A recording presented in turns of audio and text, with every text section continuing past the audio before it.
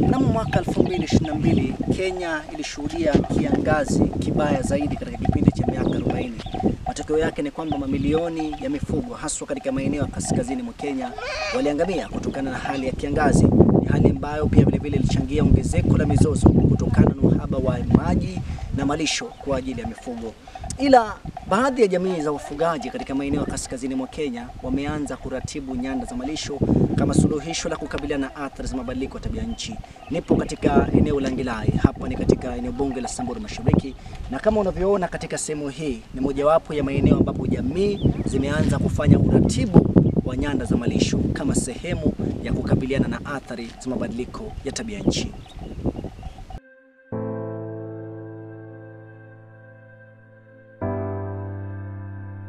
Mnamo mwaka 2022 Kenya ilishuhudia kiangazi kibaya zaidi katika kipindi cha miaka 40.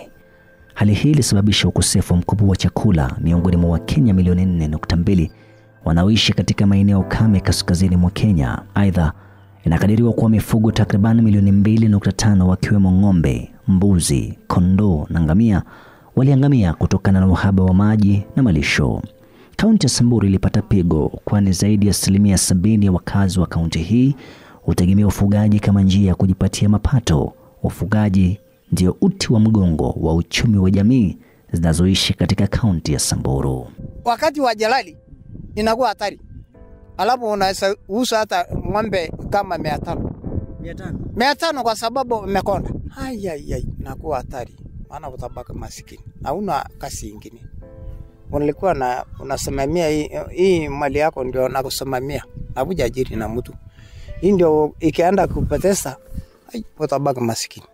Watoto wanalia, unapata shida mingi. Mimi nimepata karibu 20 ile siku ya kiangazi. Niyo ni ng'ombe. Mbuzi ni mingi sana. Maisha yanakuwa ngumu. Unaisaidia mimi kwa chakula yangu. Najua kuuza.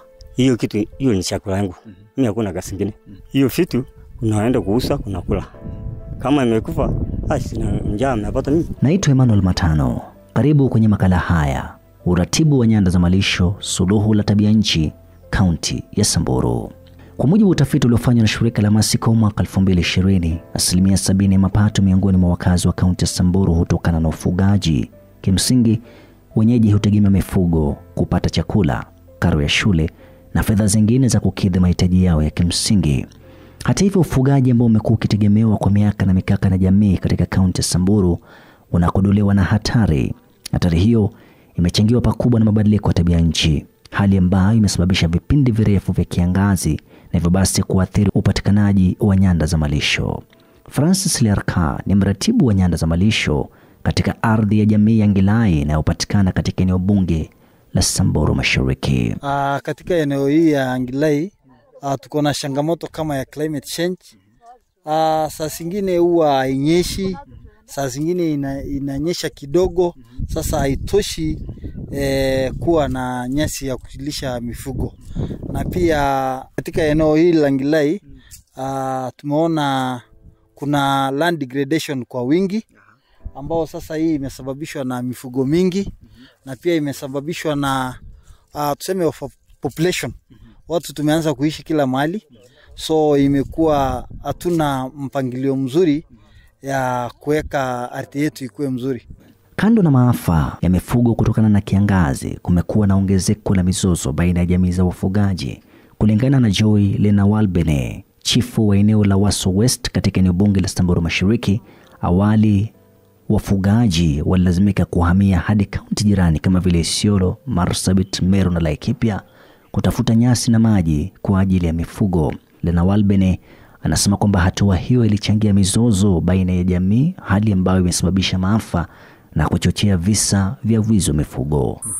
Hapo awali tulikuwa tuna mali inakuwa inahamahama wakati ya kiangazi, inahamahama bila mpangilio. Sasa tunaanza kuwa na vita kwa sababu hakuna mali ya kuomba mali, hakuna wasee wanaenda kuomba malisho na hakuna mazungumzo kwa majirani. Sasa vita inakuwa inaenda hata kama anaenda mpaka Kom, inaenda mpaka Baragoi, inaenda mpaka Laikipia. So inakuwa vita kila wakati. Nasikia Baragoi vita, nasikia Laikipia vita, nasikia huko chini vita, zaidi za Meru ama Kom.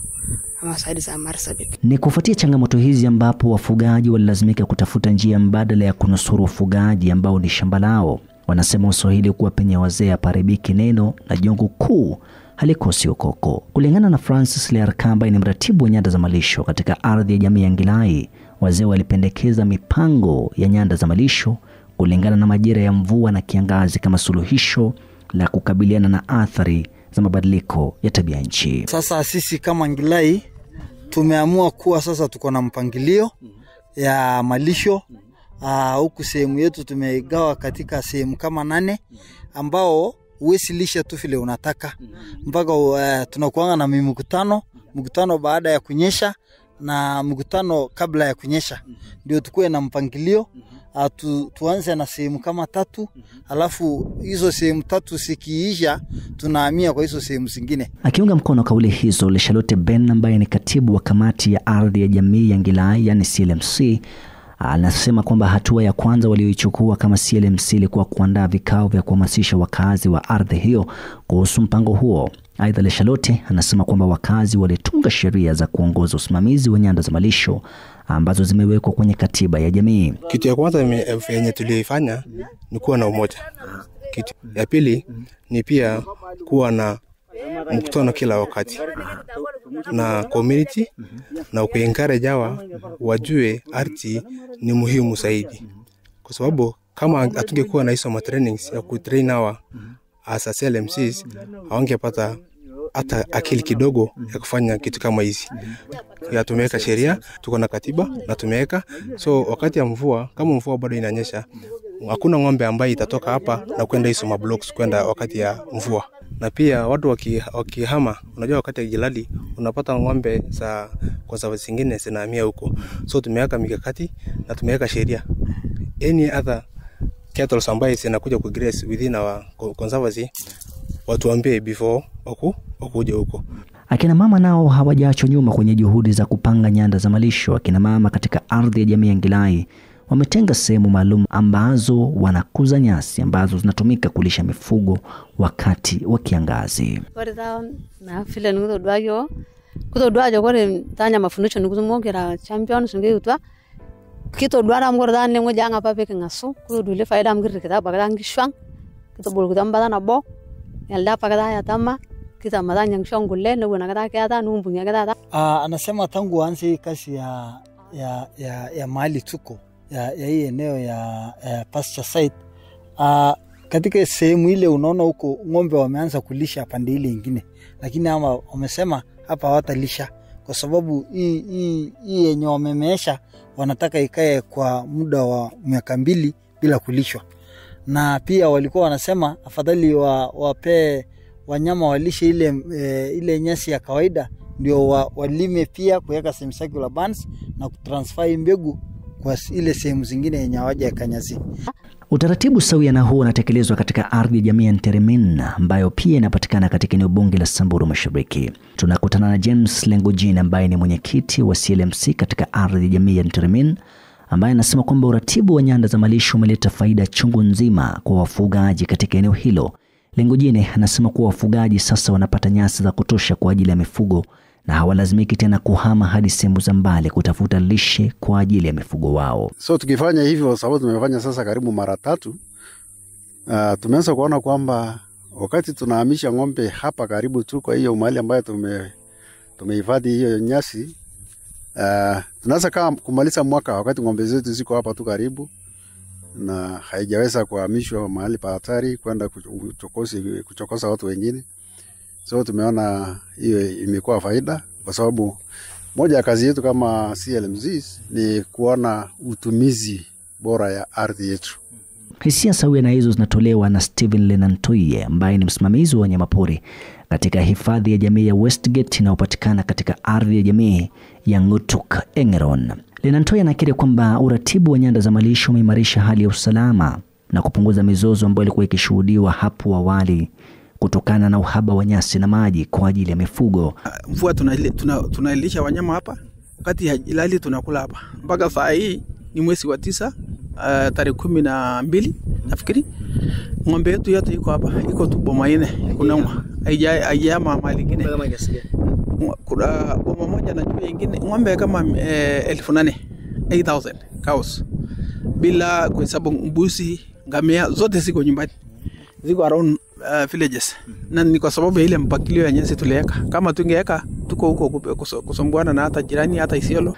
Aidha, Nantoi anasema kwamba uratibu wa nyanda za malisho pia umesaidia kupunguza mizozo baina ya wanyamapori na binadamu, kwani mifugo na wanyamapori wanapata malisho ya kutosha. Kando na hayo, Lengojine anasema kwamba uratibu wa nyanda za malisho umegeuka na kuwa biashara inayoleta mapato kwa jamii zinazoishi katika maeneo ya Samburu na maeneo mengine kaskazini mwa Kenya. Lengojine anasema kuwa jamii zimekuwa zikiuza mikopo ya kaboni inayopimwa kwenye ardhi za jamii ambazo zimetunzwa na kuhifadhiwa vyema. Fedha hizo zimekuwa zikitumika katika ufadhili wa elimu, kuimarisha huduma za matibabu na kutekeleza miradi mingine ya maendeleo katika jamii. So tumejua kwamba hata siri ya carbon, ukitaka kufuna carbon kubwa katika sehemu yako ni mpaka uwe na nyasi, ardhi yako iwe mzuri ambaye ni productive, iko na mimea aina zote. Pia hata hiyo imekuwa kama ng'ombe, kwa sababu hiyo inapatikana kwa wingi wakati kuna nyasi. So tumeona pia sasa tumepata pesa ya carbon karibu sasa mara 3 mara 4. Mara ya kwanza tulikuwa tumepata wakati tulifanya mgao ya carbon, tukaona eneo letu kama conservancy tukapata milioni 36 for 2 times. Alafu ingine ikapanda kidogo ikawa milioni 42. Ya juzi sasa tulipata milioni 50. Na hiyo milioni 50 imetusaidia sana. Tumeweza kupata basari, tumeweza kuajiri scouts ambao wanazunguka hiyo area, zaidi ya watu 40. Tumeweza kuajiri hata manager, hata accountant, grazing coordinators. Kwa upande wake, Ben Leshalot ambaye ni mwanachama wa CLMC katika ardhi ya jamii ya Ngilae anasisitiza kwamba wanachama wa kamati za ardhi yani CLMCs wamekuwa kwenye mstari wa mbele kuhamasisha jamii kuhusu miradi ya uwekezaji kama vile miradi ya kaboni inayotekelezwa katika ardhi ya jamii. Leshalote anasisitiza kwamba kwa sasa wanahakikisha kuwa mchakato wa FPIC unazingatiwa kikamilifu kabla ya mwekezaji kuleta mradi katika jamii. Tunaifanyanga FPIC. Hebu tufafanue FPIC ni nini? FPIC ni free prior instant consent. Yeah. So hawa tunaeleza hawa about conservancy, tunaeleza hawa mambo na carbon. So at least wapate hiyo maarifa na kujua iko na msaada. Si eti ni kuitunza tu na ni watu wachache. It's all of us. Tuko benefit. Yeah. Hata hivyo, James Lengojine kutoka ardhi ya jamii Nterimin anasema kwamba kuna baadhi ya wawekezaji ambao wanadhulumu jamii. Lengojine anasema kuwa jamii hazijakuwa zikipokea mgao wao kamili jinsi inavyotakikana, haswa katika miradi ya hewa ya kaboni. Sisi kama CLMC hata sisi tumeona hiyo dhuluma iko. Kama sasa hii sisi ile fita ambayo tuko na fita ya kati yetu na project ambayo inajiita proponent, yani ambayo inatulink na uzaji ya carbon. Lakini sasa kama sisi kama CLMC tumeanza kuona dhuluma, kwa sababu tumeanza hata kama tunapata hiyo pesa, hiyo sio pesa ambayo tungestahili kupata. So sasa tunajaribu kuangangana njia ya kuweza kujitokeza haki yetu. Hata saa hii tunajaribu kupigania ndio tujiondoe katika hiyo dhuluma, sababu tunataka kusimama peke yetu na kuuza kaboni yetu kando bila kupitia hizo organizations kubwa ambayo wanatucharge pesa mingi. Kwa mujibu wa Lawrence Matarin ambaye ni afisa katika mradi wa ardhi wa shirika la Impact Kenya, usajili wa ardhi ya jamii umewapa wananchi haki na nguvu ya kuimarisha matumizi ya ardhi ya jamii ikilinganishwa na hapo awali. Jamii wamekuwa wakiregister land for the last few years, na hiyo ni inawapea haki ya ku own their land. So communities have come up with na bylaws zao, maneno ya sheria kwa membership ya natural resources na pia kwa governance. Sheria kama how to sustainable management ya land, na pia kwa maneno ya land use planning. We've noted communities are practicing rotational grazing in parts of Samburu East in Wamba West.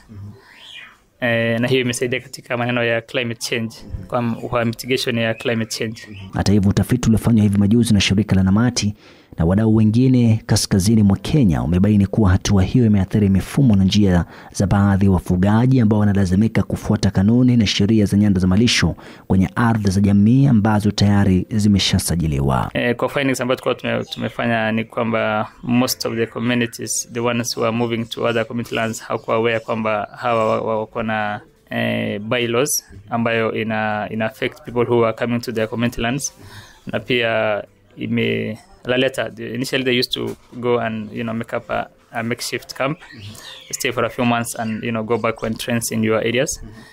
But then so there are changes which of course have been brought by registration and climate change.